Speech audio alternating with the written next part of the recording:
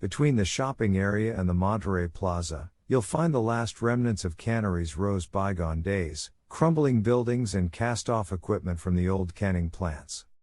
As romantic as Cannery Row days seem, the plain truth is that Monterey sardines were so oily that they were never very popular as food.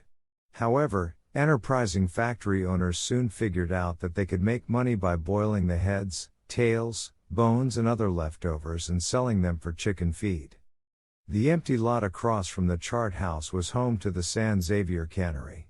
The cannery scenes for the film Clash by Night starring Marilyn Monroe were filmed there. The big tanks at the back of the lot once held fish oil and are part of the historic landscape. Nearby, you'll see an old fuel tank. Cross the street to get on the ocean side of Cannery Row if you aren't already there. Walk out onto the little park area next to the Monterey Plaza Hotel. From there, you can watch sea otters, harbor seals and sea lions swimming in the kelp beds.